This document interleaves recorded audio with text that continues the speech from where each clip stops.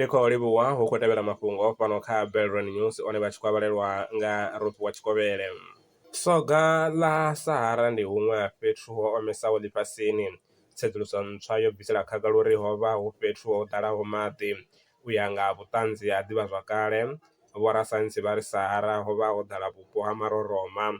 Tsedzuluso yo gandiswa kha Journal ya Hydrology and Earth System Sciences.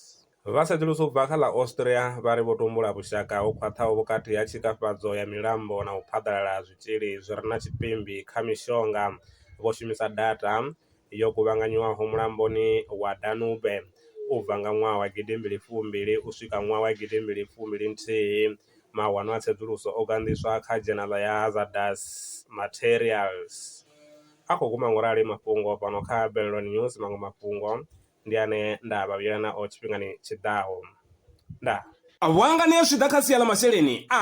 Belron Brands ndi tshandulo yavho. Ri vha thusa musi wo hanganea lwa shishi kha sia ḽa masheleni. Ṱhoḓea ndi dzi tevhelaho: tshiḽipi tsha muholo, tshitatamennde tsha bannga tsha miṅwedzi miraru, khophi ya basa na ḽiṅwalo ḽine ḽa sumba hune vha dzula hone. Vha ri kwame zwino 083 861 2263. Email ndi info@belronbrands.co.za. Belron Brands ndi vha hadzimiswa masheleni vho ḓi ṅwaliselaho.